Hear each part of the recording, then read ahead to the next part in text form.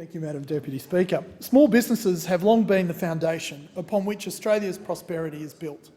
In my electorate of Mackellar alone, there are 24,000 small businesses. Historically, government defence contracts have always been off limits to these small businesses, unreachable to all but the biggest defence contractors. Huge contracts were put to tender internationally, with the world's biggest players vying for a piece of the pie. Well, Madam Deputy Speaker, I'm proud to say that this government has taken action to open the defence industry to our Australian small businesses. Recent changes spearheaded by the Minister for Defence Industry have made it significantly easier for Australian businesses of any size to access defence contracts. Our defence industry is much more than tanks and ships. We require a vast array of services, from software systems and professional services to maintenance support. From nuts and bolts to the paint used on our warships or the communication cables on our submarines. All of these can now be made in Australia by Australians.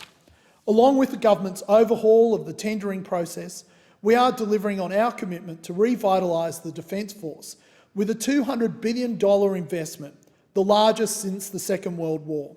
With $49 billion dedicated to developing Australia's enabling capabilities, it brings with it a plethora of opportunities for Australian businesses. This government has realised that we need to play the long game.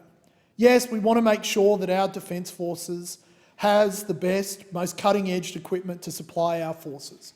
But we also realise that servicing that equipment and making it better and better requires us to develop the know-how here. Once a frigate is built, its individual components require maintenance, and the engineers who worked on the initial project will keep repairing, maintaining and improving the fleet for years to come. Investing in a local defence manufacturing industry means investing in jobs for generations to come. It's an investment in skills and innovation. Like a colony of mushrooms, once a business secures a defence contract, no matter how big or small, supporting businesses and industries grow around it. So I'd like to take this opportunity to encourage all businesses in Mackellar to get involved, to see what opportunities are open to them in defence and to tender for contracts, so they too can manufacture goods or provide services integral to Australia's defence and security. The Centre for Defence Industry Capabilities and the Defence Innovation Hub exist to facilitate small and medium-sized Australian businesses entering the defence contracting supply chain by providing guidance and know-how, liaising with businesses directly to help them maximise their competitiveness for defence contracts. Once in the defence supply chain, these businesses can use their skills to make the most of defence-related export opportunities, capitalising on Australia's close relationships with its defence allies and trade partners.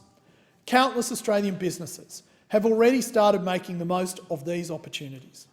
Over the next decade, the development of the F-35 Joint Strike Fighter, in which Australia has played a leading role, will result in over $1 billion in contracts for the Moran Precision Engineering in Victoria. Closer to home, on the northern beaches, hydraulic engineering firm H.I. Fraser recently manufactured the millionth coupling needed for the Collins-class submarine program.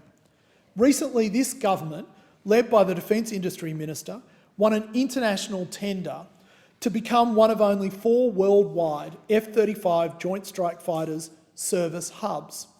That means Australian companies will be carrying out all high-level repairs in the Asia-Pacific region, firmly establishing us as a world player when it comes to defence servicing.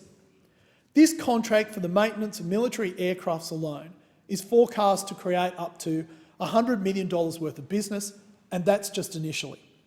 Programs such as this one also creates hundreds of high-skilled advanced manufacturing jobs using Australian know-how from teams such as the one led by Richard Kirby and Chris Williams at H.I. Fraser. So I hope all Australian businesses will seize this opportunity to get involved and to become part of the Australian defence industry. I'd also like to thank the Minister for Defence Industry, the member for Sturt, for his consistent efforts to increase opportunities for Australian businesses in the defence industry. Ultimately, this is how we will become secure both prosperity and for our great nation.